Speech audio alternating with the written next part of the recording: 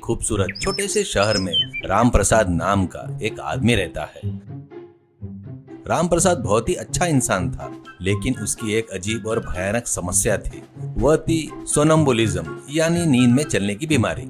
रात के 12 बजते ही राम प्रसाद की आंखें तो बंद रहती, लेकिन वह इंसान बिस्तर से उठकर अपने दोनों हाथे आगे की तरफ फैलाकर किसी फिल्म में ज़ॉम्बी की तरह चलना शुरू कर देता था।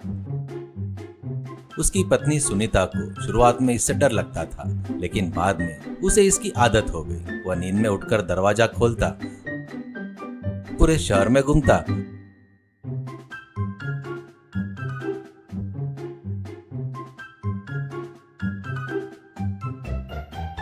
और बिल्कुल सही समय पर वापस आकर अपने बिस्तर पर सो जाता। कभी कभी वह नींद में पड़ोसियों के आंगन में कपड़े सुखाने वाले तार को पकड़कर झूलते रहता, तो कभी नगर पालिका के नल के पास खाली मटका पकड़े खड़ा रहता। एक रात राम प्रसाद हमेशा की तरह नींद में उठा। हवा में हाथ हिलाते हुए की आवाज निकालते हुए वह गली में आ गया। ठीक उसी समय उस शहर की एक बड़ी गहनों की दुकान में विक्रम नाम का एक चोर चोरी करके माल से भरा गठरा लेकर भाग रहा था। उसके पीछे पुलिस वाले इंस्पेक्टर ओम प्रकाश और कांस्टेबल पांडे सीटी बजाते हुए उसका पीछा कर रहे थे। चोर विक्रम गली में कूदकर गायब हो गया। भागते हुए पुलिस वाले जब गली की दूसरी तरफ पहुंचे तो वहां राम प्रसाद नींद में धीरे धीरे चलता हुआ दिखाई दिया। अंधेरे में उसे हाथ फैलाकर चलता हुआ देख पुलिस वाले ने सोचा कि वही चोर है। देखा पांडे, चोर पकड़ा गया, लेकिन ये ऐसी अजीब तरीके से क्यों चल रहा है? क्या हमारे आने के डर से यह हिप्नोटाइज हो गया है क्या? सर, इसने अपने हाथ आगे फैला कर रखे हैं। इसका मतलब शायद ये हमें सिग्नल दे रहा है कि हम इसे ना पकड़े। चलो सर, पकड़ते हैं। पुलिस वालों ने जाकर राम प्रसाद को पकड़ ली। क्योंकि वो नींद में था, इसलिए उसने कुछ नहीं कहा। वे उसे घसीटते हुए ले गए और जेल में डाल दिया।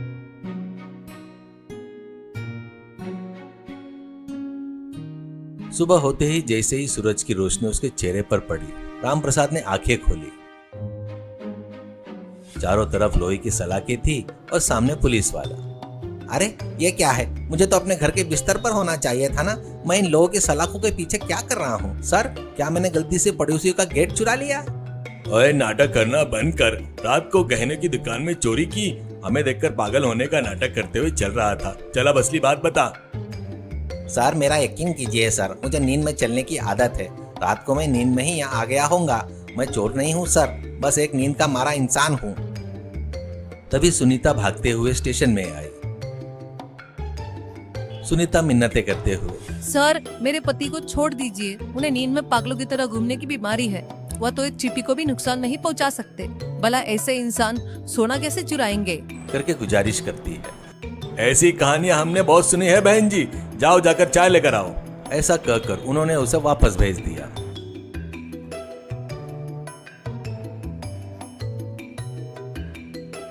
उस रात राम प्रसाद को एक सेल में रखा गया। इंस्पेक्टर ओम प्रकाश और कांस्टेबल पांडे पहरा दे रहे थे। पांडे कुर्सी पर बैठकर ऊँघ रहा था। ओम प्रकाश अपनी गर्लफ्रेंड के साथ फोन पर बातें करने में मग्न था और दूसरी तरफ मुड़कर बात कर रहा था।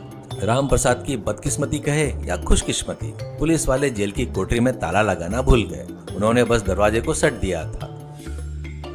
रात का 1 बज रहा था। राम प्रसाद फिर से नींद में उठा। उसने धीरे से दरवाजे को धक्का दिया और बाहर आ गया। राम प्रसाद नींद में बुर बुर की आवाज करते हुए सीधा कांस्टेबल पांडे के सामने से चलकर जा रहा था। पांडे ने नींद में आधी आंखें खोली। कांस्टेबल पांडे बड़बड़ाते हुए, सर, ऐसा लग रहा है जैसे चोर हवा में चल रहा है। यह कहकर वह फिर से सो गया। ओम प्रकाश फोन पर बिजी था, इसलिए उसने नोटिस नहीं किया।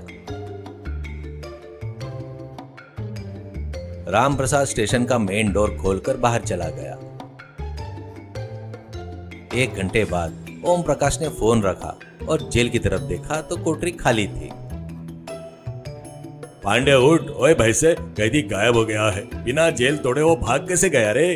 कांस्टेबल पांडे घबराकर, क्या कह रहे हो सर? मैंने तो अभी थोड़ी देर पहले उसे हवा में देखा था। क्या वो सच था?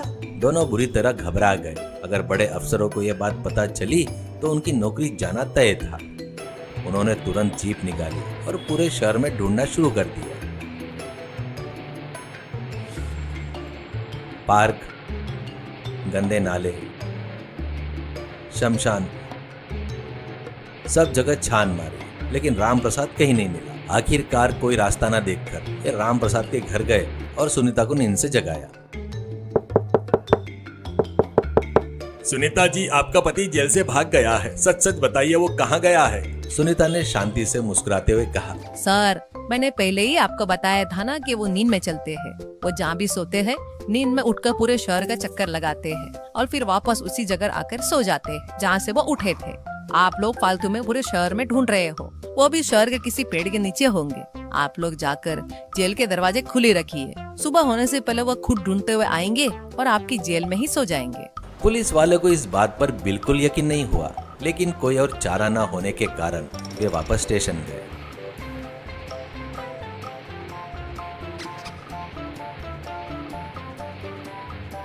जेल के दरवाजे खोल दिए, एक कोने में छुपकर देखने लगे।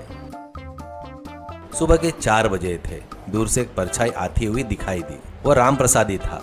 उसने अपने दोनों हाथ पहला आंखें बंद थी और हवा को सूंघते हुए वह स्टेशन के अंदर आ गया। वह धीरे से अपनी पुरानी जेल की कोठरी में घुस गया, कंबल ओढ़कर लेट गया और खराटे लेने लगा।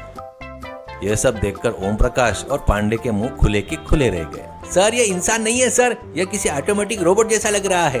बिना किसी रूट मैप के बिल्कुल सही तरीके से जेल में आ गया।